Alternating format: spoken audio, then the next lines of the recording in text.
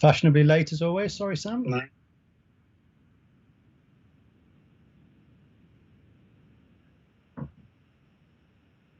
And I'll tell you all about how crazy today's been later. Right. Fashionably late as always. Sorry, Sam. No. Right, let me close that. And we should be good to get started, I believe.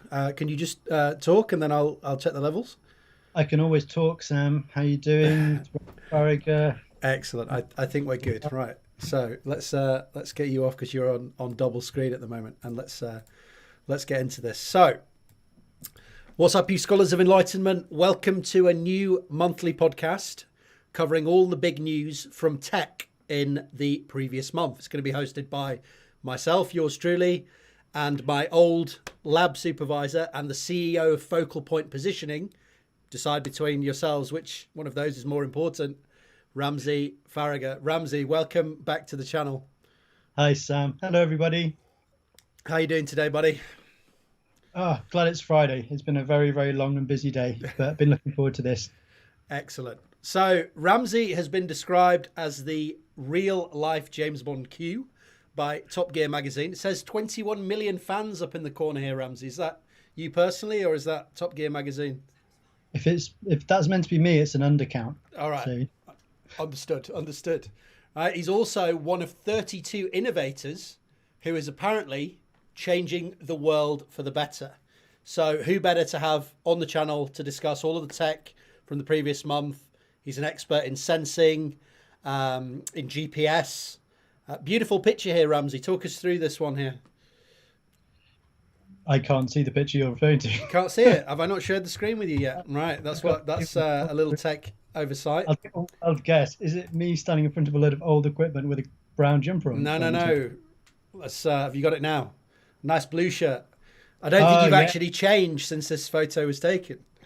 It's a different shirt. Photo 89 of 140 or something that was taken in a warehouse in London for Wired magazine. Yes, it was brilliant. It was the experience of what it's like to be a model for a day, and it's actually much harder than you might think.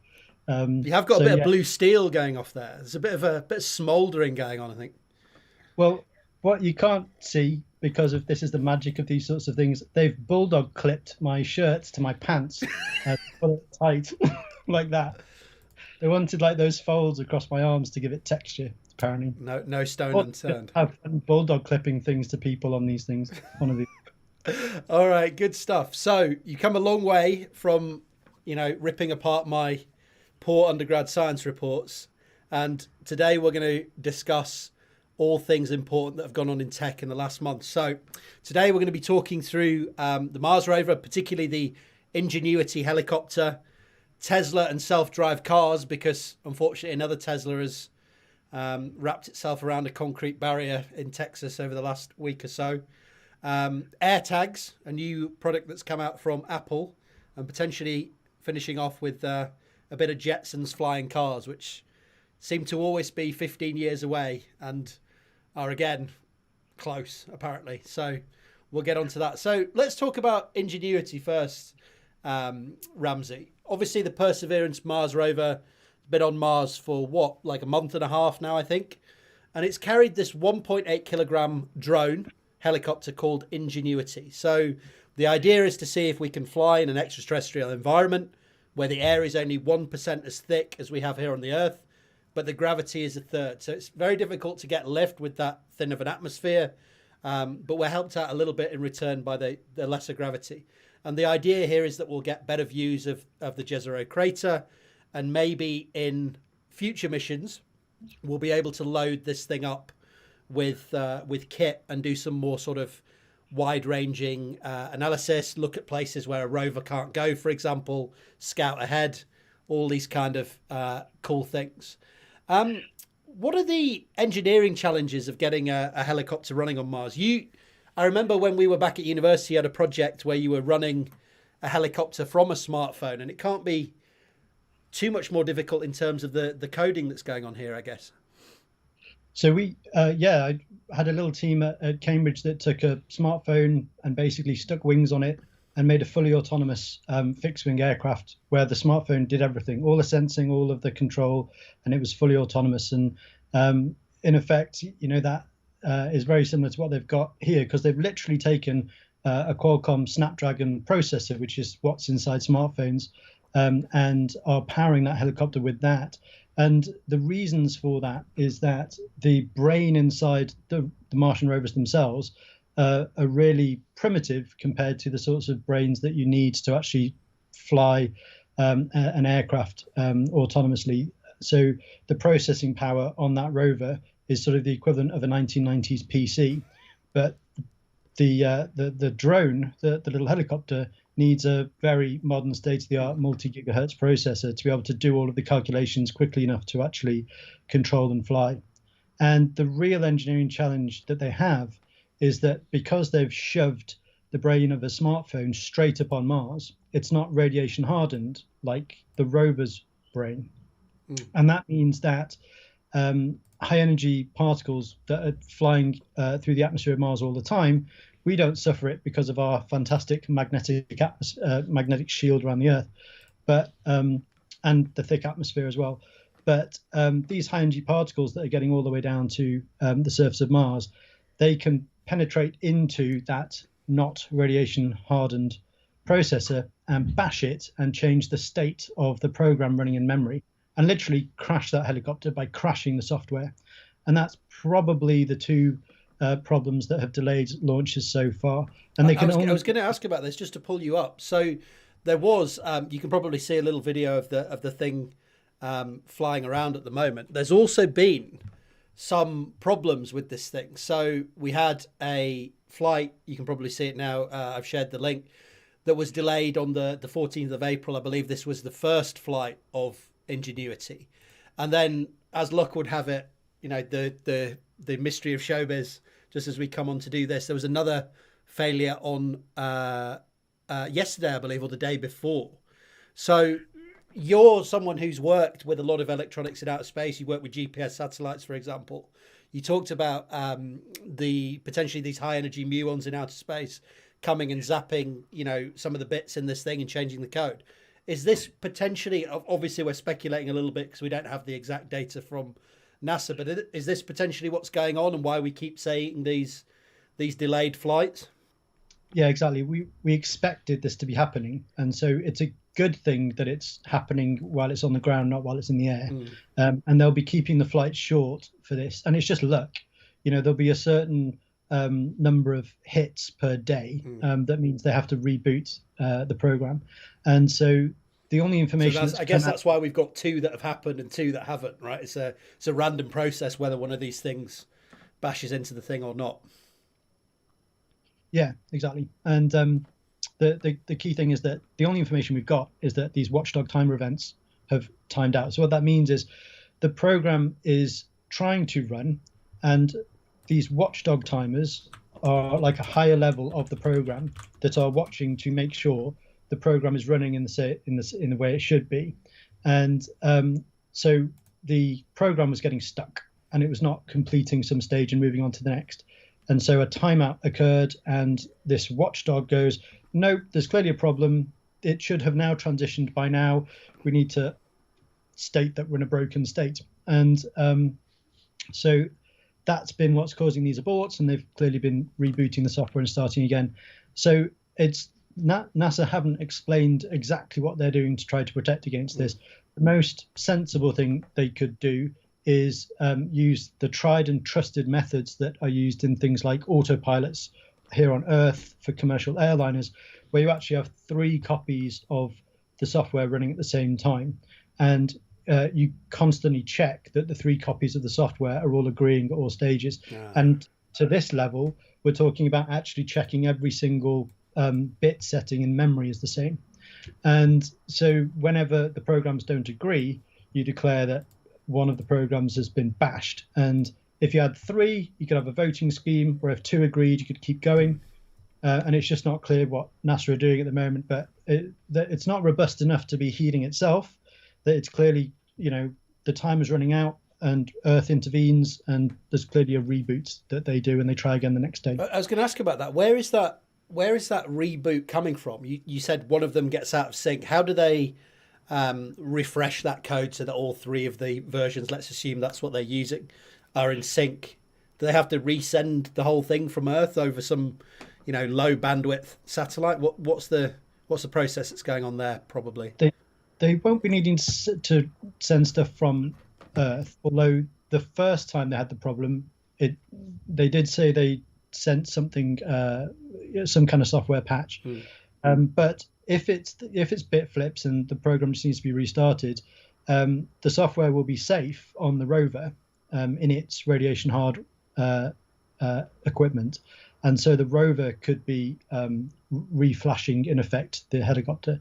But it's possible that that the memory, the storage medium on the helicopter is is more secure than the RAM is. So it might just be that it just has to literally reboot the program. But it's hard to know. NASA haven't released enough information on what's going on, but it'll all come out eventually. I'm sure someone's going to write a scientific paper on what's going on at some point. Yeah, so a lot of interesting stuff going on, a lot of ways to get around that. It seems like the AI that you would need to do this flight, obviously it's difficult to fly in the thin atmosphere there. You need 2,500 revolutions per minute. You have to have these big wide blades to make sure the things stay stable.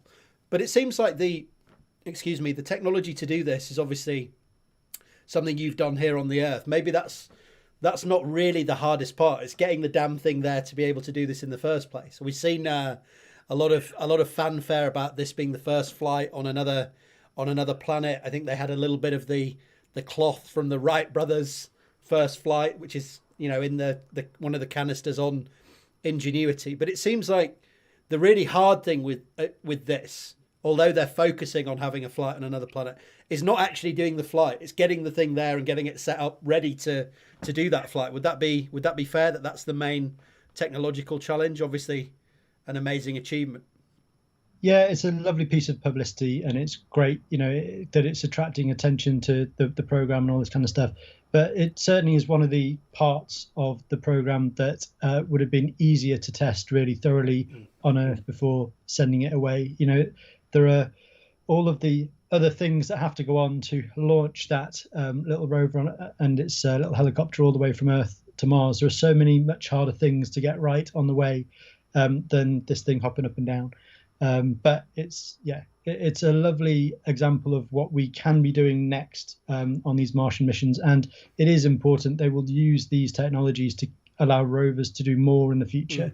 You can use these to scout ahead and look for where they want to send those lumbering rovers that move much more slowly than this thing. Yeah, it does seem to be a huge problem with, obviously, you get one shot to do the analysis with the rover. You get it stuck in some sand or it falls down a hole, you're done. So if you can have any sort of forward scouting, any sort of wider reconnaissance of the area you're in, all of that is very helpful, as well as potentially sticking more kit onto these things to do more science analysis. So another interesting thing that's on Perseverance, and which got a little bit of traction this month, is the Moxie. So Moxie is this, has it come up for you?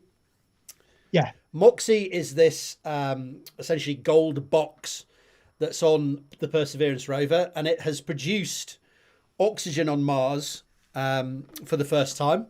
This got a little bit of a fanfare sort of last week or the week before. What's the deal here? What's going on? So, this is certainly all part of the drive to be able to generate resources on Mars with this ongoing plan to actually put humans on Mars. So the more clever equipment you can send up in advance to generate things that are needed by the humans that will eventually get there, like the water and oxygen, the better. And so this is a device that can generate oxygen on Mars in advance of people coming along. And so they could use these to pump up a habitation module full of oxygen ready for humans to walk into a nice big home. which would be nice. I was reading up a little bit about this as well. Generating oxygen, obviously needed for rocket fuel as well, and this is obviously an incredibly heavy part of any mission. So if you can generate that in situ on the planet, you only have to take half of it with you. Well, less than half, I guess, because you don't need as much to get off Mars, but still significant weight saving. So you don't have to lug all this stuff with you to start with. So that's incredibly useful. Obviously, what you touched on was breathing. So we've got some idea here that 4 astronauts on the Martian surface would require about, what have we got here? 25 metric tons of oxygen for a year. So you obviously need to produce a decent amount of this. Obviously, much more for, I think did I read no, 25 metric tons, that's correct, of oxygen. So we want to produce this in situ. We want to be able to get people up there. And this MOXIE, this gold box, essentially what it does is it takes the carbon dioxide in the Mars atmosphere, Mars's atmosphere being about 95% carbon dioxide, and breaks it down by essentially heating it up into oxygen, which is what we want, and carbon monoxide, which apparently is expelled harmlessly back into the atmosphere, harmlessly doing a lot of work there if you want to actually go to Mars, I guess. But according to the analysis, gives out very, very pure oxygen from the initial analysis. So I thought we might do something a little bit of fun with this.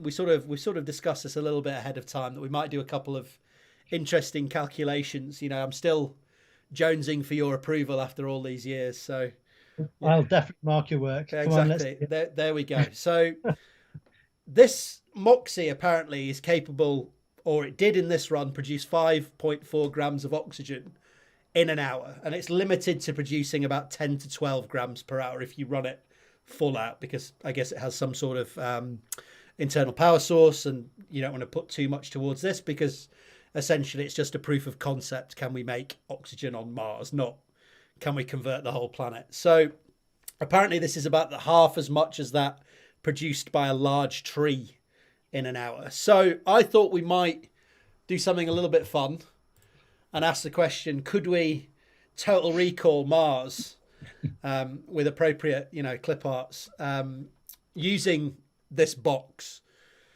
So what's your thoughts on this? No. I'm sure you know the scene that I'm talking about, right? With the eyes popping out and the oxygen washing down the mountain. You're talking about making Mars's atmosphere entirely breathable. Yes. Moving towards that. Well, I thought obviously we're going to have a problem with pressure, changing the composition. Obviously the oxygen, the reason the oxygen's gone, I think, is because it's all flown off into space, right? So you can't, if you just put a load of oxygen there, it's going to fly off into space again because it's lighter than the carbon dioxide potentially. But here's my work, and you have a comment, right? So you can do the calcs next month. What I said is how much or how long will it take to get 20% oxygen on Mars? So we've got about 20% oxygen in the Earth atmosphere. Sorry, is this then still leaving 80% carbon dioxide? I'm guessing so. So that's a problem. But, one problem at a time. Carry on. One problem at a time, yes? Right, one problem at a time. So how would we get to that? Well, the MOXIE produces about 10 grams of O2 per hour. So if you're going to convert 20% of the atmosphere, which apparently, according to, the world's finest scientific journal, Wikipedia, is about 2.5 times 10 to the 16 kilograms. The time it would take is 2.5 times 10 to the 18 hours, or about 3 times 10 to the 14 years. Now, as I understand it, the universe is only 14 billion years old. So we got a problem with the old MOXIE. You need a bit more MOXIE. So I flipped this on its head and I said, how many MOXIEs would you need to do this in 10 years? And apparently the answer is 10 to the 13. So very much underlining the idea that this is a proof of concept and not really anything where we could do something particularly worthwhile in a reasonable time. Well, don't forget, you set the very interesting goal of let's convert the entire planet, because that's Total Recall. They just want to make a habitation module. Yeah, but Total Recall was like in a house. It'd be rubbish. Well, that's true. So there's a few interesting things here. So you talked about converting 20% to oxygen, which is the Earth's proportion of oxygen. But I think you only need something like 5 or 15% carbon dioxide for it to be lethal atmosphere. I think 15 is lethal and 5 is like seriously unwell. Yeah, You're yeah, not. yeah. So, So if we but leave it then, at 80, then we've probably got a little bit more work to do.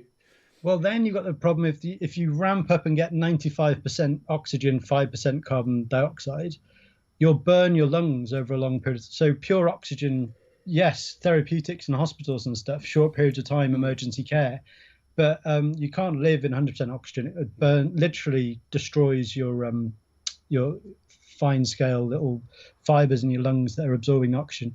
So this is why conveniently on Earth it's like 70% nitrogen or something, 20% oxygen, 80% nitrogen, 20% oxygen. So if you're going to go all total recall, Sam, not only do you need your MOXIEs, you're going to have to start smashing comets and asteroids into Mars in order to actually bump up some methane and nitrogen one way or the other. So you can convert methane into nitrogen, which is probably the way they actually terraform and stuff like that. So there's a little bit more work to do if you're going to do what you want to do. But I think they want the MOXIEs to sit in the corner of a posh bungalow on Mars. So maybe we can do that live then. So what are we going to be talking about? What we're going to be talking about in a house, I guess. What 10 by 10 by 10? Not even Bungalow. that. Let's start there. Yeah, order of magnitude physics, 10 by 10 by 10. So if you go back probably to your volume that you're interested, yeah, you only need to do. So what's going to be the mass of gas, I guess, in that 10 by 10 by 10? So what's an ideal gas? 24 liters, but that's on Earth, I guess. Maybe we're going to have to leave it as an activity for the reader. So, based on the other stuff you want to cover today, leave your answer in the comments below. I think that's not a bad idea, actually, because we've got a lot to cover today, and I don't want to keep you all day. So, question for the avid reader out there in the YouTube sphere: how much or how many MOXIEs or how long? Let's maybe say let's have one MOXIE unit. How long would I have to run the MOXIE unit to produce enough oxygen for somebody to happily live in a reasonable sized house, let's say 10 by 10 by 10 meters, for a year? How long would I have to run my MOXIE for? Leave your answers down in the comments. So we want to get you involved, want to get you doing a little bit. Put your answers down there. I'll do the calculation afterwards. And whoever does best will get a significant shout out next time. And maybe we'll think about a little prize, how I could possibly do that. Definitely a shout out though. So moving on to so that's not particularly viable then, the old total recall. But it is interesting that we've demonstrated that this process is possible on Mars with this MOXIE unit. It was never meant to do anything large scale, but it is interesting that at least that chemistry and that technology is capable of producing relatively pure oxygen on Mars. And as you say, that will lead forward eventually to hopefully people being able to go there and carry out further analysis. Moving on to creating rocket fuel on Mars will be particularly significant advance next, because getting stuff back is useful from all of these things. Do we really need to send humans to another planet? Don't know. Might we want to actually mine other things in the solar system and bring the resources back here? I think yes. There's lots of interesting work that's been done on that before. So being able to create the means to get things back off the surfaces of other objects, that's a really cool one. So if they start making rocket fuel on their own on Mars, that's going to be really significant. Yeah. So moving on to another topic that I wanted to cover with you. So you're a fellow of the Institute of Navigation as well, I believe. So I think this is right up your self-drive Strasse, if that's the right sort of phrase to use. Self-driving cars. So supposedly self-drive cars were going to be available in the UK this year. That was the goal. Hasn't quite come to pass. We have some sort of limited self-drive capability where cars can drive within a lane, only up to, I think it's about 40 miles per hour, not even that.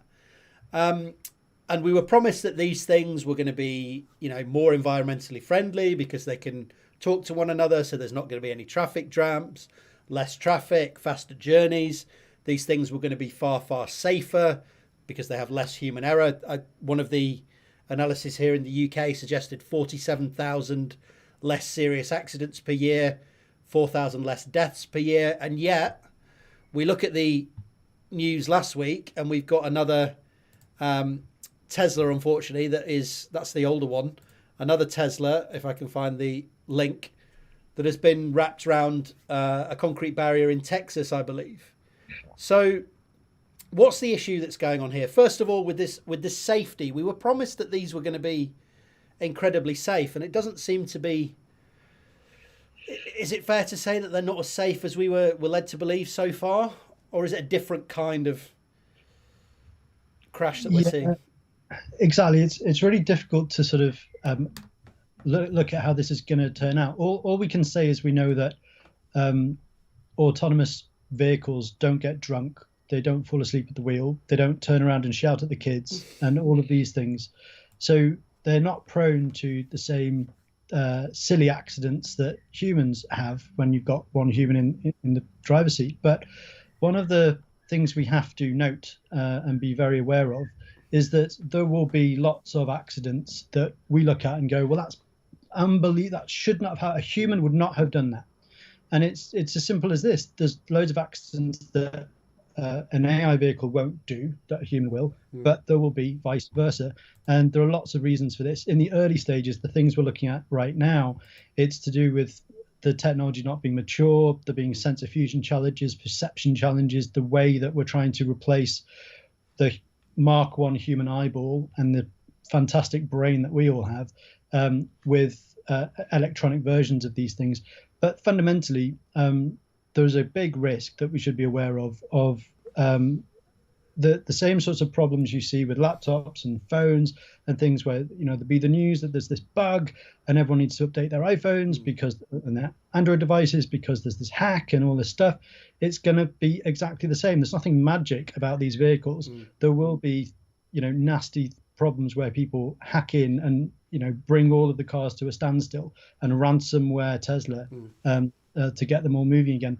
All of these sorts of things are possible, and they'll be the new problems that come about. So maybe if we break that out into a couple of strands then. So the first one being, I guess what I would say is a sort of psychological perception issue, and then the second one being a sort of more technological challenges to get around the crashes that are happening. So it sounds like what you're saying in terms of that sort of psychological perception side will move from crashes where perhaps you could be more confident of putting personal blame and personal culpability on the person.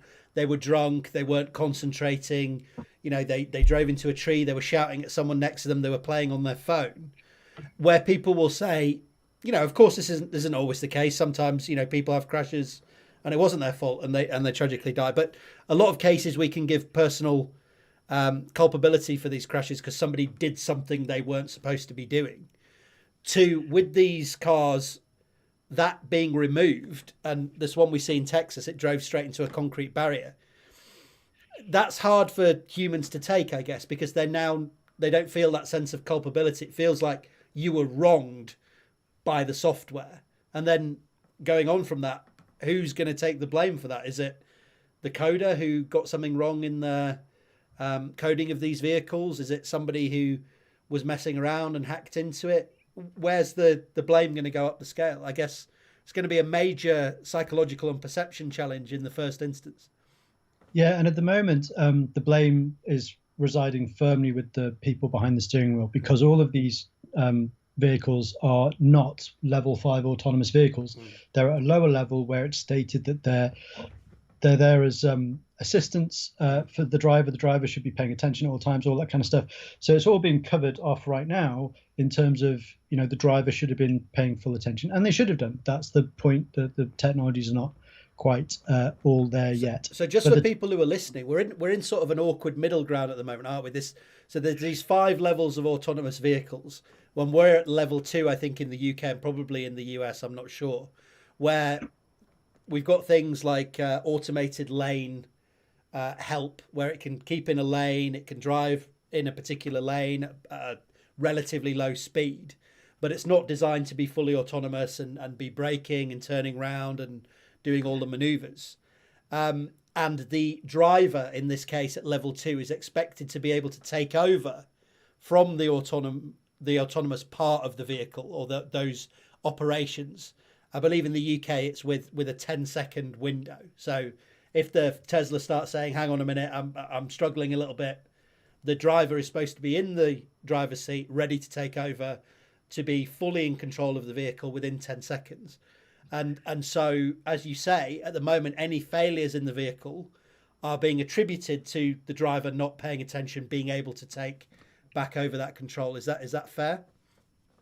Yeah, and it is that really difficult middle ground, as you say, that, and many people don't think it's going to be possible really to do this transition through a period where there's the vehicles will go, oh, you have control, take over, and there's a big bang when you hit something. You know, it doesn't sound like it's going to be a sensible stage to go through before this amazing, the vehicles are perfect. But of course, the vehicle manufacturers are trying to build up to that capability while still selling products and generating income and so on. So they want to take us on the journey of going 1, 2, 3, 4, 5 instead of leaping to 5.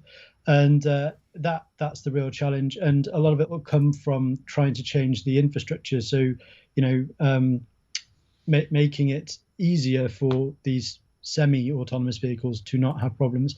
And that, a lot of that is then when you start butting up against laws of physics and the capabilities of the platforms that we have. So, I mean, I can explain what we think is going on with these. I was going to ask. So we talked a little bit about the perception and the journey that these cars need to go on to be sort of accepted.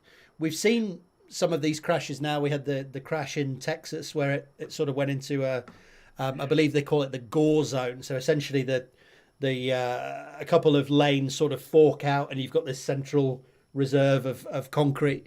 We had a crash, I believe, in California in a kind of similar style. What are some of the reasons that we're seeing some of these horrible crashes in terms of the technology that's going on? Do we have any idea why, or is there any similarity, a common thread between the accidents that we're seeing from a technological perspective? Yeah, there's a reason coming from the sensor fusion side of things. There's a reason why autonomous vehicles will hit static objects in a way that humans just think that's bonkers. It should have been able to see that and avoid it. And it's to do with how we're combining data from the different sensor types. So radars are brilliant at some things and rubbish at others. And one of the things they're absolutely brilliant at is giving you a very fast and very accurate estimate of the relative speed of view to another object, right? So this is how classic automatic cruise control has been running in cars for many years now. You're on a highway, you and the car in front of you are both going along at 70 miles an hour. This one starts braking and you immediately start braking and pull back. And it's because the radar can tell very, very quickly that there's this closing speed between you and them. However, well, I've been using it with Messerschmitts for, since the Second World War or whatever. So it makes sense that this would be tech. Yeah, and it's fantastic for seeing through rain, through fog, through lightweight non-metallic objects and just reflecting off the metal stuff. And the key issue with it is that it's very good at that particular measurement, the speed differential measurement. The Doppler is what you're measuring of the frequency shift of the radio signal that you're broadcasting. But the radio beam itself is fuzzy and blurry, and it doesn't have a very fine understanding of exactly where this object is.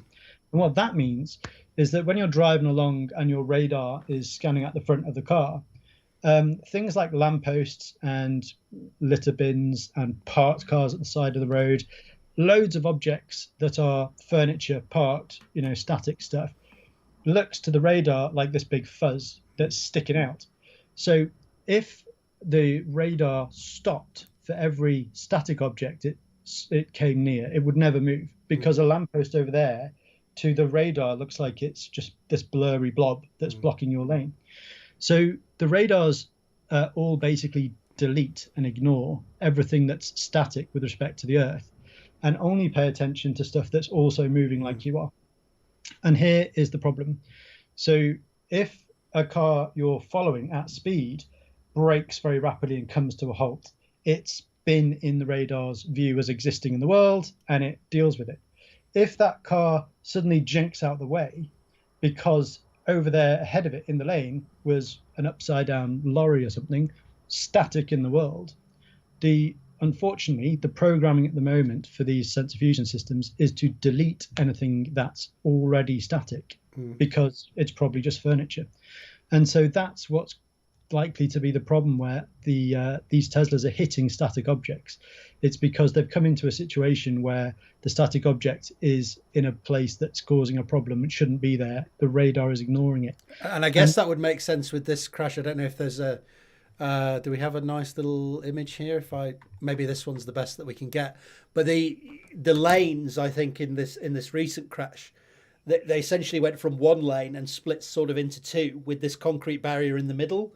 So it doesn't expect this stationary object to be in the middle of the lane. It's like, oh, well, that's obviously nothing, and just plows straight on into it, because why would there be a huge concrete block in the middle of the road? So that would seem potentially, obviously there's some speculation in there, but potentially to tally with that form of crash. And the solution to these problems is well known. One of the clear solutions is you use a LiDAR, a laser-based radar system, and the frequency is vastly higher for LiDARs than radars, which gives them this phenomenal narrow beam. And so a LiDAR is able to produce an image that looks like the world to us. So a LiDAR, just for people who are out there, is laser-based radar. Okay. It's using lasers instead. Right. And so you're literally scanning this laser beam around and making an image based on lasers instead of radio waves. And so that has much better spatial resolution. Yeah, just the lampposts look like lampposts. Yeah. You'd see that crystal clear. Cars look like cars. The thing is, the LiDAR range is shorter than radar traditionally. They're expensive compared to radars. There are issues with smoke, fog, dust, rain. They look like obstructions to LiDAR because radar goes straight through those things, but LiDAR bounces back. So when it's raining, it can look like there's a wall in front of you that's just water, just rain. And so these are all so one with just a LiDAR on it would then just stop because it thinks there's a big sheet in front of it, which there is, but it's a sheet that I don't mind driving through. Happy to drive through, exactly, as is dust, and so on. And so traditionally what you do is you combine multiple sensors of different types. You have some cameras, you have some LiDARs, you have some radars, you might use ultrasound as well. You throw loads of stuff together and use what I always referred to as a hedgehog of sensors on your autonomous vehicle. Lots of redundancy, lots of different sensor types. It's expensive. So Tesla have picked what they think is the sort of minimum sweet spot of sensors. And unfortunately, it's not giving them the redundancy they need in these difficult situations where you want multiple sensors to confirm what is going on. And ignore the ones that you can ignore in this scenario because the other ones are confirming there is indeed an object there, or it is just rain, and so on. Yeah. So it looks like they need to have more sensors on there and having this, like you said, voting scheme where they're almost antagonistic between one another. You have to combine all that data to get the best possible picture of the world. The thing that confuses me about it is it should be solvable through binocular vision. They've got cameras all over the cars, and binocular vision, two cameras at the far edges of the Tesla can measure depth in the same way that we do with our eyes. And either it's not set up like that, or the separation isn't great enough for that to be a useful depth sensor for determining the range to objects. So one solution will be that they'll add more sensors to the Tesla. Confusingly, Elon recently tweeted that they're going to take the radars away because there's confusion between the radars and the cameras. And that's concerning. The right way to deal with this is not to reduce the information away. Different pieces of information. So better to have a better way of fusing information together, really. Interesting. There's also I don't want to pick on old Elon too much because he tends to lash out on the old Twitter, so I better keep our head down a little bit. A very damning report that came out from an influential tech magazine, Consumer Reports, so I can bring that up for you as well. And the idea here was that if I can find the correct link. So they found that you can make. We talked about that these self-drive cars essentially at the moment in level 2 aren't really self-drive. They're some self-drive functionality, but somebody needs to keep an eye on the damn thing while it's doing what it's doing. And they found on a closed track that you can essentially make the Tesla think that there's someone in the driver's seat doing what they're supposed to be doing, and watching over the car without there being somebody there. So I think there's a nice, if I can get a nice, do they have a nice video of them doing it? Potentially not. So they put this Tesla on a track, and essentially all they did was put a little weight on the steering wheel, and the Tesla believes that there's someone in the driver's seat keeping an eye on it. What do we make of this? This seems really quite a damning thing to have happened. Yeah, I mean, it's demonstrating the challenge of, again, sort of when entities are trying to use the smallest amount of money to try and kind of provide a certain capability. And then if you have what's called, uncooperative users, an uncooperative environment, who will then try to mess about with this nice system and break it.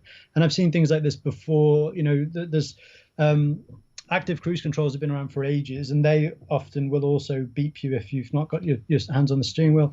And there's been examples of people shoving fruit, oranges and melons and stuff in their steering wheel so that there's some pressure on the steering wheel. I think we've got a video here I can share of a chap who's essentially tricked his Tesla to keep driving. So he's not in the driver's seat there, and the thing's going on. I think he's been given 100 hours of community service or something. So as you say, this is something that people do, try and break the technology and pushing it to its limits. And it's something that the developers of these technologies need to be aware of, and to try and have the most stringent checks that people can't do this. And it's a little bit concerning that, according to Consumer Reports, I should say that Elon Musk has said that, this recent crash, the autopilot wasn't even on, and we don't know if we think somebody was in the driver's seat, or we're not sure if somebody was in the driver's seat.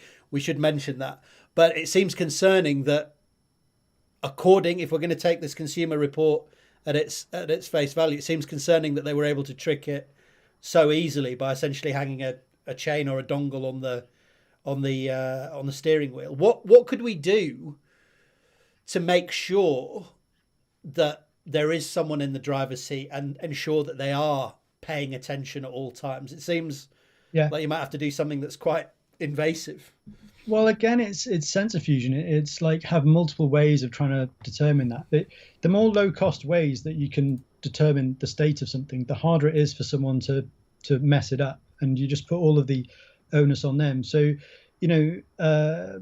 yes, check that there's some kind of weight that represents hands on the steering wheel, but you can check that there's a weight in the seat, that someone's sitting in the seat. You can have you don't even need something as invasive as an actual camera to determine that sat in the seat is something of body temperature with a pulse.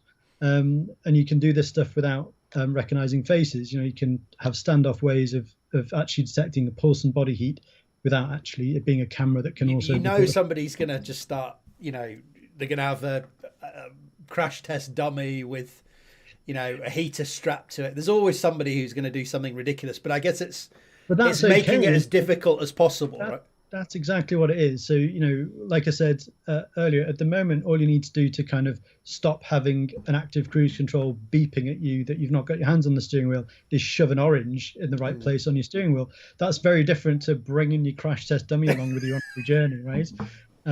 So it's a matter of just make it too hard for them to bother by having a number of independent, it's called heterogeneous sensor fusion, a number of independent ways of trying to measure the same thing, and then it's robust, reliable, and it's safer.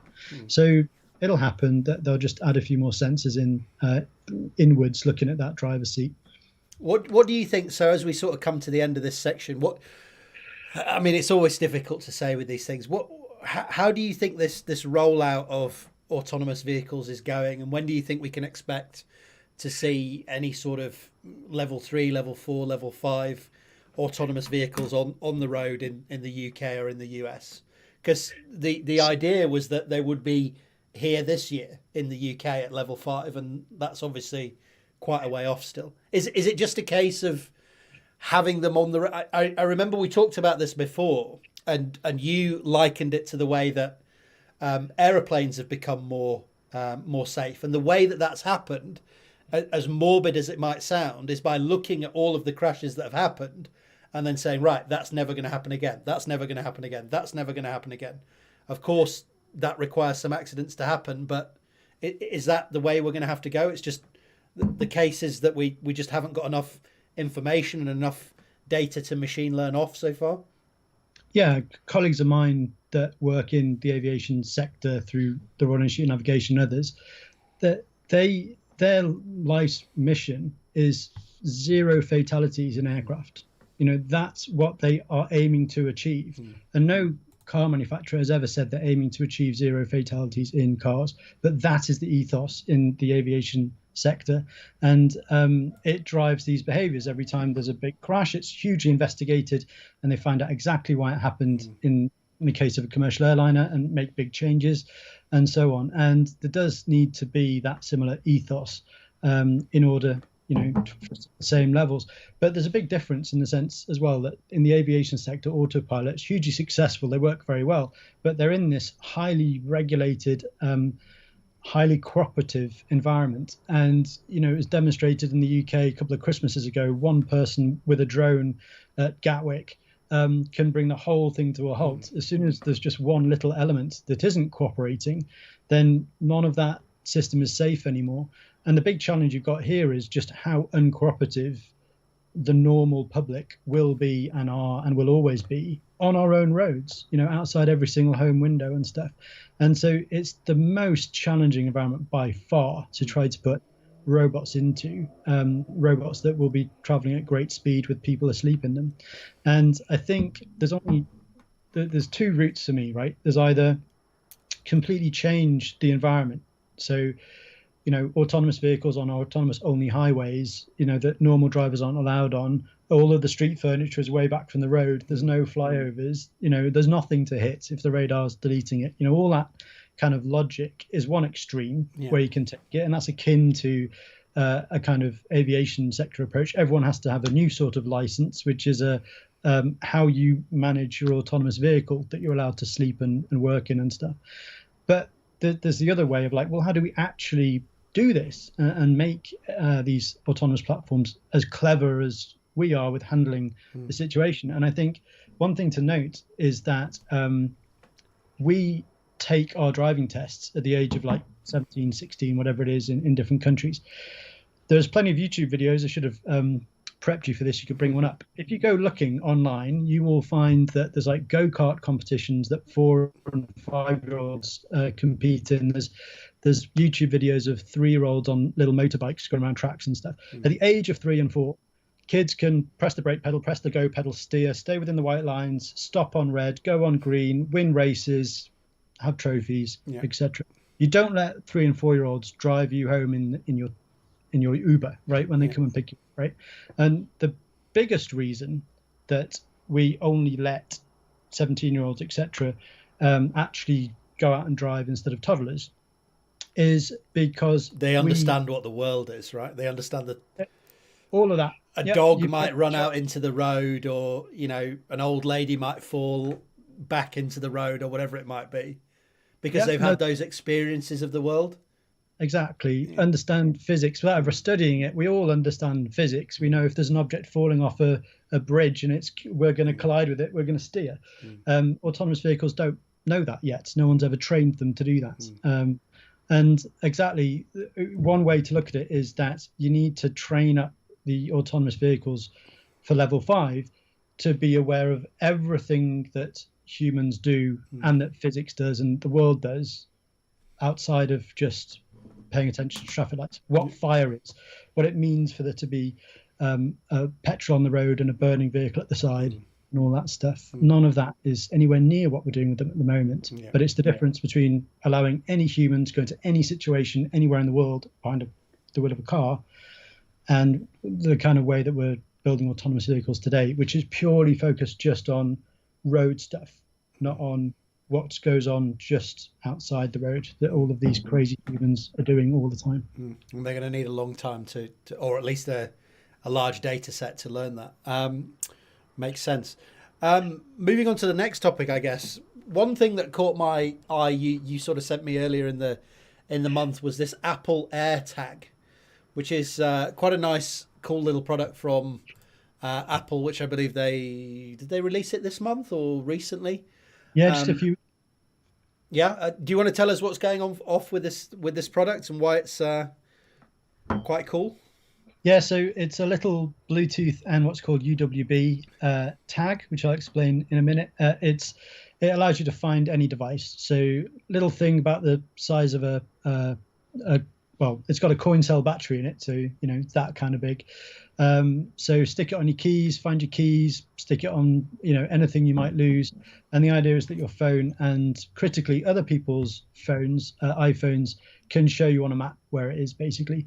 So the big difference between this and products that have been just like it in the past is in the past everything has just been Bluetooth based, and that's perfect for the communication in order to know that you're within kind of 30 meters of this thing and confirm that your phone can hear it. But so if you lost your keys in your bedroom or something, or you'd lost them in your house, the Bluetooth would be relatively short range, but you would know that it was somewhere in the house. Is that what we've had up to date? Yeah. And that's basically all it is. You've got a signal strength and you've got the communication ping. And so you can't actually kind of home in on it and know that it's over there or over there and so on. You'd end up just wandering around and at best playing the game of hot or cold as to, if you're actually standing over it or not. Yeah. Whereas Apple have added UWB, ultra wideband. It means instead of using a Bluetooth signal that's only got 1 megahertz of bandwidth associated with it, it uses these pulses of radio that have 500 megahertz typically, or could be even higher. Basically, the higher the signal bandwidth you're using, the more accurately you can work out where something is. And I believe it's likely, but I don't think they've confirmed this properly, but they should be able to have put an array, a UWB array in the iPhone, so that instead of just getting a ping and knowing a distance, they can measure a proper angle as well. I suspect that's what they've done. So the extra user experience that will be much better with these than historic Bluetooth tags is that bit of like having an arrow going, it's over there, it's literally over there, head that way, is based on real stuff that's actually going on, that you can now measure angle of arrival with UWB. And the nice thing about it as well is that it's all part of the ecosystem. And so when one of these things is lost, you kind of announce through your phone, where's that tag? I've lost it. And the whole Apple ecosystem will tell you when someone else's iPhone, you never find out who that person is, of course. You will eventually just see a little ping on a map because someone has walked near or been near your lost device, and you've now kind of located it and you can go there and get it. So just to sort of clean this up for people who are watching. So the idea with this is not only can you use it for short range, knowing that your keys are in your house and they're over there and, oh, there are my keys, I can go out.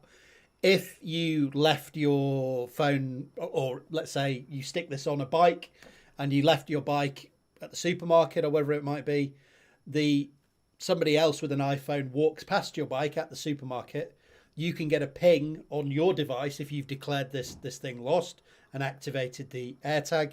You can get a ping from their phone to tell you where this bike is. So if you lose something outside of the range of a Bluetooth signal, which is 20, 30 meters, you can still get that ping as long as any Apple device walks near the device that you've lost and you stuck this AirTag to.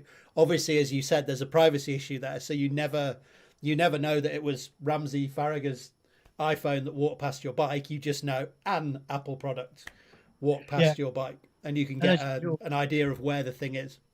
Yeah, and as usual, Apple are being really hot on all of the privacy and security aspects of this, and they're being very upfront about that. So, straight away they talk about things that are in place to try to prevent it being used to prevent it from being used to stalk people or track people who aren't the people who own the device and things like that.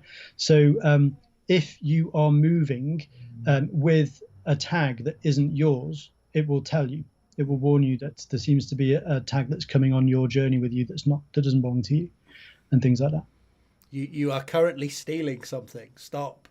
Well, yeah, but I think from their side it's stopping stalking. But whether I was going to ask about that because there is a potential issue. We talked about privacy, but somebody could slip one in your pocket, I guess, and then be like, keep tabs on, what are you doing today, Ramsey? Is that something that they've thought about and something that they've potentially eliminated? You could use it as a tracking device. I could LoJack you, right? Well, that's this bit about they will warn you if a tag is moving with you that you've not registered. Yeah. So that's how they covered that off. Yeah. So it's not just you're stealing something, stop. It's also there's one of these things around you. Is that potentially a problem if somebody steals something from you, they now know that they're following one of these or being followed by one of these AirTags, right? So I guess this is more useful for lost things rather than stolen things, right? Because if the thing is stolen, you can imagine the person can rip this off, throw it away, or stick your phone in a bit of tinfoil for a while. So yeah, is this more for lost things rather than stolen things, I guess? I believe that's the case, and certainly the only way, as you've said, to actually try to use it to prevent a theft is to very carefully hide it on the thing, so shoving it down inside the frame of your bike so it's buried away inside there. If it's a metal framed bike, none of the signals are coming out of it, so it would have to be some object that the radio signals can get through. But I don't think they've looked at theft as being what this is for. I think it's more to help track objects that you might lose. I've already discussed with people that are giddy about sticking it on their cats and their children and things like that. I was going to say, if somebody steals something, the best thing surely that they could do would be to, stick it on a train going in the opposite direction, or stick it on the back of a rat or a cat or something like he does in going all the way back around to Total Recall, and have you running around the city looking for your bloody phone, and you're chasing a cat that's just going around its daily business. Yeah, and there are also some things that we should note from other recent similar sorts of things where people should be really careful. So I vaguely remember there was stuff when Pokemon Go was just getting popular. Was this what it was? There was something like Pokemon Go where people were actually mugging people. If there was some dark alleyway that was known to be full of a particularly interesting Pokemon, people were actually hanging out there to mug the people on the phone playing Pokemon Go. And you can see how, it's worth noting that if you do think someone's stolen this object or it's become lost for a reason you don't understand, and it seems to be in somewhere particularly strange and remote, I wouldn't go on my own to go pick it up, because there's a chance people could, do the same thing and actually try to mug people by moving their AirTags to quiet locations. So it's not a technology, it's not a silver bullet for everything, particularly theft. It's probably more, you left your phone at the supermarket, or you left it, it fell out of your pocket when you were coming back from the gym, and now you have a general idea of where it is to go pick it up. It's probably more of the idea behind that. I think it's also part of a much bigger strategic plan from Apple as well. I think it's part of a much larger ecosystem. So intelligent environments. So it's no secret now that there's some kind of Apple Car program going on, and this is a really easy example of how you can have this seamless experience where you walk up to your car, it unlocks itself, you get in and you drive it, and it's all based on your AirTag, not your keys. And if you lose your AirTag, you can just immediately revoke its permissions and it can't open your car anymore. Not a feature you have with car keys.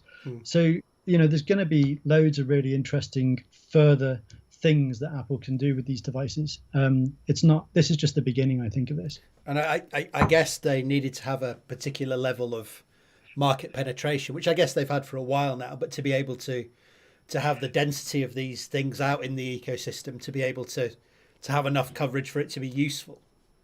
And there's actually a really interesting link to COVID as well. And I'm not sure, I have no idea if there's any actual link that's been carefully going on inside Apple, but all of the contact tracing COVID apps that have come out in the last 18 months, there's this new protocol inside Apple and Android phones where they talk to each other over Bluetooth, and it allows all of the digital contact tracing apps to occur. It's the same as this. So, in the same way that first they updated the devices so that contact tracing was constantly going on with Bluetooth pings between all the phones in the background, that very same mechanism is now how these AirTags are going to be constantly kind of picked up, detected, and visible on maps and stuff. Whether it was a convenient coincidence, whether this thing has been in development for many years and they could borrow some of the technology and ideas behind the Bluetooth stuff for COVID, or whether they implemented all the COVID stuff and they were like, oh, we had to implement all of that to save some lives. Maybe we can now also add these features as well. It's interesting timing, basically, when it's very similar, like back-end capability of devices talking to each other over Bluetooth in the background to build up knowledge as to where things are. Makes sense that it might not. So it might not be the market penetration level that's the key driver. It could have been the pandemic. It's interesting, as you say. It's very coincidental timing. I was going to say, as we come to sort of the end of this, I did another little back of the old fag packet calc. So I was going to say, someone steals your bike in Cambridge. So we're both Cambridge lads, right? You ride around on your bike. I had about 5 or 6 bikes nicked in Cambridge, and I wanted to see why they're saying these things are going to work. So someone steals your bike in Cambridge, they ride 1 kilometre. How many iPhones will this ping? So the number needs to be more than 1, right? If it's not more than 1, and preferably a lot more than 1, otherwise we're going to have no idea where this thing is. So my idea, or my calculation, you tell me where this goes wrong. I think I can pull myself out of the corner here so people can see a little bit more easily. Apparently, what I didn't know, the lower bound for sort of smartphone ownership, if you go over all the age groups, probably about 80% of people now own a smartphone in the UK. There's not a lot of information for the over 65s, but for 16 to sort of 54, it's 90% plus, which is crazy. And if you marry that up with sort of the population statistics, you can guess that there's 70-80% minimum who own a smartphone. And I thought that was, even though they're so ubiquitous, I thought that was an amazingly high number. Now, half of those are roughly iPhones, so that's about 40% of people having an iPhone, which again is an amazing number to me. That's insane. Population of Cambridge, apparently about 125,000, and an area of 40.7 kilometres squared. So if we do the horrible assumption, but necessary assumption, that they're roughly evenly spread out in Cambridge, so it's what are they, a homogeneous blob of people in Cambridge, you get that there's about 1,200 iPhones per kilometre squared. Is that fair calculation so far, do you think? Looks plausible. My only tip so far is, like, these are all order of magnitude stuff. But you're an astronomer, so 3-4 orders of magnitude. I don't understand. What's that funny little digit with a line through it? Is that a 7? I mean, there should just be 1s and 2s and zeros. That's French 7. You're right. That shouldn't exist. You're right. That's 1s and 2s. Yeah, there should be no decimal points in here. Yeah, all looks good. Right. So we go through, and then I said, okay, so we know how many iPhones there are roughly per kilometre squared.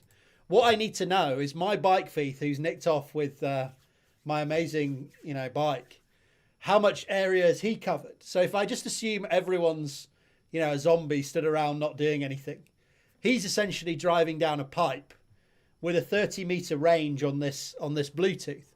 That means he's covering an area of 0.06 kilometres squared. Times it all up, he should pass or ping about 100 iPhones if he only goes a kilometre with my bike. So that is a very rough calculation, a lot of assumptions about, people being homogenous in a particular city and them not really moving around. It's a static environment. But that just goes to show how many of these Apple devices, and this is even only iPhones, no MacBooks and whatever else, how many of these devices that you pass every single day, even in the passage of just 1 kilometre, and therefore how useful this, as you said, sort of smart environment can be, and how dense that smart environment is. Yeah. And one of the interesting things you can actually do is just get right now today a Bluetooth sniffer app. There's loads of them free on phones, and just turn it on and go on a journey or leave it on your windowsill. And you'll see just a huge number of devices that you do see over Bluetooth already today. So this all seems nice and plausible. The things that we'd have to add into this, we don't know at the moment how often these things ping. It's likely that they'll actually ping at quite a high rate, maybe once every few seconds, because broadcasting on Bluetooth is actually very cheap, battery life wise. Interesting enough, it's actually listening for it that is more processing power and trying to pick the signals out from the noise. So the thing we'd have to get out of Apple to do this calculation properly is how often do the iPhones listen for the AirTags. Well, the interesting thing here as well, of course, is these things aren't going all the time. So you have to put it into a lost status for this to ping the network, right? So it's not just doing it all the time. So no, that won't be quite right. Is that not quite right? These things will just ping all the time. I highly suspect the lost status is basically saying to the network, if you see this one that's pinging, okay, do the informing then. Pop it on a map. Yeah, right. Send the message back. Okay, otherwise, that makes sense, because I thought I had to see the guy drive off with it and click lost, but that's not actually the case. The information will still be there. It's just I'm not getting notifications on my phone all the time saying you passed another iPhone, you passed a MacBook, you passed. So the lost status is just allowing those notifications to flow through, because they're now giving you useful information, I guess. To get super geeky and deep on this for a second, what I suspect, without absolutely no knowledge, but if I designed it, the little tag would be Bluetooth pinging quite often, because that's cheap. And the UWB would not be, because that's not cheap. Battery life is what I'm saying here when I say cheap. And so what will happen is this thing's always pinging away. And then when a device comes over and chats to it over Bluetooth and says, I want to find you, please, that's when the UWB will fire. Yeah. And a nearby phone that's already chatting to it over Bluetooth will then listen to the UWB pings. And, that means that you're not going to run the battery of it down all the time when it's not in a lost status. It will have that energy reserve for when it's actually needing to be found and focused on that activity, I guess. That makes it makes sense to me as a non-techie guy. You can obviously invert this, right? And you can say, what's the density of, or what would the population density need to be so that number of iPhones that you would pass is less than a half or significantly less than one. And it turns out that this would only not work if the population density is about less than 10 people per square kilometre. So this is not in many places in the UK, very rural areas, north of Scotland, Snowdonia, places like this, which are very mountainous, in which case you probably, don't have a lot of smart devices there anyway. But the only places where this wouldn't work is in very low density areas, population density areas. So it seems like very, very useful in urban centres, obviously, high population densities, but even in rural areas, it seems like it could be quite useful, and the network could have a use. So I guess the takeaway message is, if you nick someone's bike, you can only ride it in the north of Scotland or Snowdonia. So think on. If the bike thief has an iPhone, then you don't need any of these calculations, because the bike thief's iPhone will be reporting where the AirTag is. There you go. So all bike thieves move to Android, I guess, is also a takeaway. But we didn't say that. I don't think you should. No, darling. All right, final thing, because we've kept you over an hour now, and I don't want to keep you for too much longer. Maybe a very quick one. We've got the same thing that's comes by every now and again. I'm sure you've heard it a million times now. Flying cars. So we've got this new design, the Asker flying car. You're allowed to reserve one of these things now for $5,000. When are we going to get our flying cars, Ramsey? When is Back to the Future going to be a thing? Yeah. Where are we going, and will we need roads to go there? I think it says on there that $5,000 is just sort of a bit of a down payment on almost $800,000. Right, yes. We should make that clear. So this is $5,000. You can reserve one of these things. You can put into what they call an escrow account, which gives you one share in this company, and the right essentially to buy one of these flying cars for the less attractive price of the thick end of $800,000. Dollars. Can you scroll a bit so I can see it? Yes, I'm having a little bit of. Let me unshare the screen with you a second, and then bring it back in, because I think it's, after sharing for such a long time, it's got a little bit excited with me. So let me stop the sharing and then roll in on this a little bit to rapidly answer whatever sort of question we're turning this into. Yes, I've talked on various media. Radio shows and other things many times over many years about the fact that flying cars are apparently here, so not the first or the last time, I think. Can you see that now? I can, and I do see it has four wheels. That's probably why they're defining it as a car. This was the thing I was going to point on, right? Like, what are we calling a flying car? Because, if you want to spend £800,000, you can just train yourself up to fly a helicopter. Well, I was going to say, to me, it looks like a helicopter. And at the moment, because of the level of infrastructure we have with this stuff, you have to drive to essentially, a takeoff zone, a heliport. Yeah.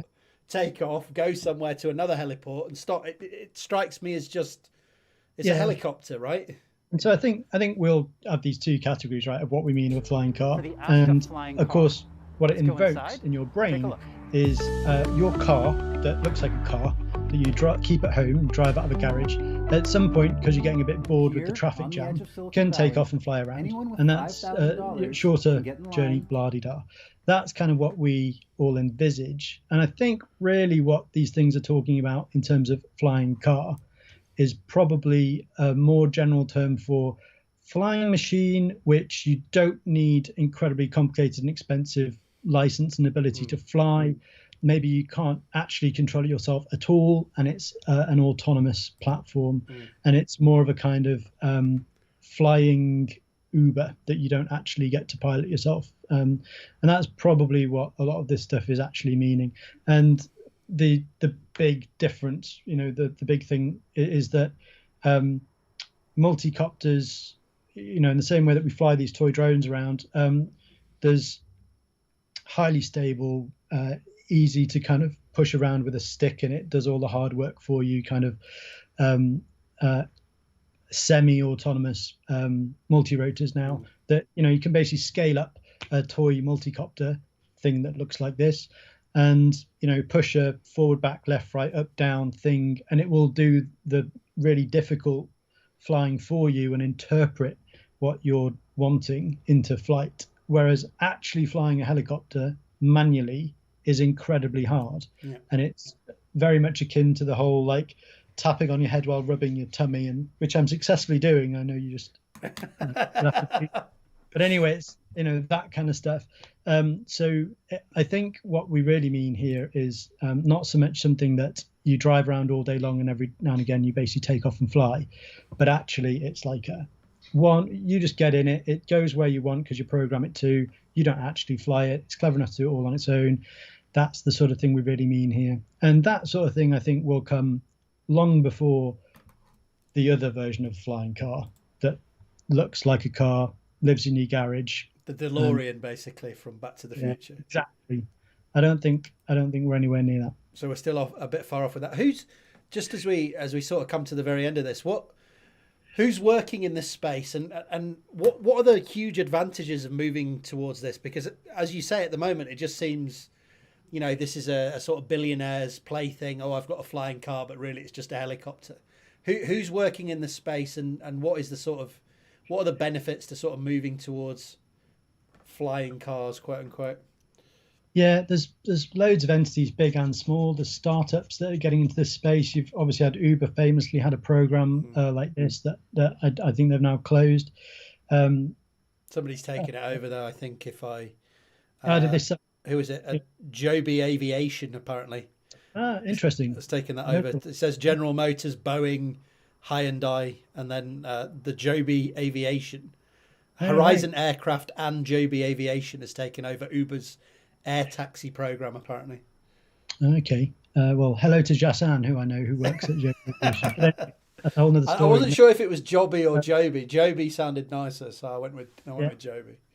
But I think the key thing is that it's one of those untapped opportunities for everyone would like to be able to just whip in a straight line, across the city instead of being stuck in the traffic jams. You could have an expensive taxi ride that flies you in a straight line, gets you there quickly. Loads and loads of interesting things like flying ambulances. Obviously, we already have those. But they're incredibly expensive and, of course, have a highly trained pilot. And you're looking at the opportunity for autonomous platforms to be operating as ambulances and so on and so forth. One of the challenges will be that these things, especially the multi-rotor versions, that like the one we're looking at here, are inevitably going to be very loud. And individually, each one pretty loud. And of course, that immediately starts to limit how many you can practically have moving around in a space. Like you couldn't have hundreds of these flying around overhead in London in a small space. Like you'll have hundreds of black cabs all moving around near King's Cross and Pancras and all that. It would literally deafen everybody on the ground below. Maybe that's next week's order of magnitude calculation. How many flying cars to blow out somebody's eardrums? Yeah. Answers in the comments below. Excellent. All right, so those are quite far off. Even if I guess it's this tension again between the scientific and the technological reality, and the need as the CEO of a Tesla or of I think it's NFT in this case to push the dream, right? To push the idea and be bringing money in, be bringing interest to it, and bringing capital into to make these things a reality. There's that tension that you always have to be selling a little bit ahead of what the status is actually on the ground. Which it's good to have dreamers and people pushing the envelope, but it's also good to cover it and see what the status of the technology actually is. Ramsey, thank you so much for going through all that. I really enjoyed it. This is going to be a monthly thing where we break down all of the month's most interesting technological advancements. So if you want anything particular covering, put it down in the comments. We had an order of magnitude calculation for you to do on the Moxie. I'd also like to see your estimates on that. How much or how long would we need to run the Moxie to fill a house with oxygen on Mars? You can go back into the video to find that. I'll put a timestamp in the description. But as I say, this is going to be a monthly thing. Ramsey, we'll get you back next month. Anything that we should be looking out for in the world of tech this month, do you think? Or should we wait and see? If you'd prepped me that question, I'd have had an answer for you. Right. But not off the top of my head. Next time. Okay, so we'll have a look and we'll see what's hot off the press for next time. So it's going to be roughly the last Friday of the month next month. So again, Ramsey, thank you very much. Is there anywhere where people can reach you to see what you're doing, see what you're writing, see what you're saying, keep up with Focal Point? I know you have a nice little channel on Forbes now, don't you? I write for Forbes every now and again. Yep. So people might be able to see some of the things I've posted about on there if they're interested. I partake in the odd Twitter every now and again, so I'm sure people can find me on there. Awesome. I'll put all these links down in the description, so head over there, look at what Ramsey's writing. There was one that really took off, which was about the safety technology in Formula One with after Sebastian Grosjean crashed, which is very, very interesting.